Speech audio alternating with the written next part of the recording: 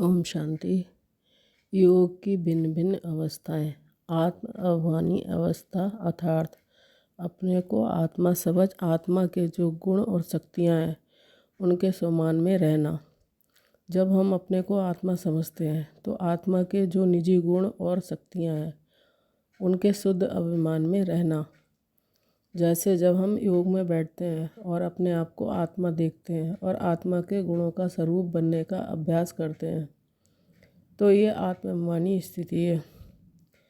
देही अभिमानी अवस्था अर्थात जब हम कर्म में आते हैं तो देह के भान से परे अपने को देही समझना। मैं देह नहीं, उसको चलाने वाली आत्मा हूँ, इस स्मृति में रहना। फिर कार्य व्यवहार में आना।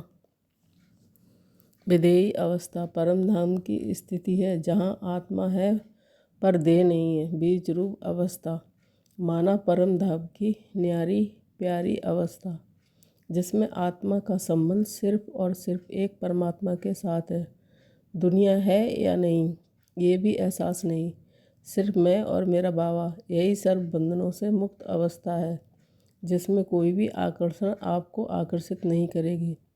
इसमें आत्मा बाबा के साथ कंबाइंड होती है। फरिश्ता स्वरूप माना स्वयं को सूक्ष्म वतन में बाप दादा के साथ लाइट के शरीर में फील करना। इसमें लाइट माइंड अवस्था फील होती है, हल्कापन अनुभव होता है। इस अवस्था का अनुभव आपको किसी भी बात के बोझ में जाने नहीं देगा। हर बात हल्की लगने लगेगी। कोई भी बात आपकी अवस्था को नीचे नहीं लाएगी। कंबाइंड स्वरूप माना कर्म करते भी खुद को बाप दादा की छत्र छाया में बाप दादा की किरणों के नीचे फील करना है। हर कर्म करते बुद्धि बाबा के साथ होना। सदैव बुद्धि की तार बाबा के साथ जुड़ी हुई महसूस होना। कर्मातीत अवस्था आत्मा की संपूर्ण अवस्था है। कर्मातीत अवस्था माना हर कर्म के बंधन से अतीत अर्थात न्यारा होना, पर कर्म से न्यारापन नहीं। कर्मातीत अर्थात कर्म करते हुए भी कर्तापन के भान से परे रहना। हम कर्म तो कर रहे हैं पर फील नहीं होता कि कुछ किया है। ऐसी अवस्था को कहते हैं कर्मातीत अवस्था। ओम शांति।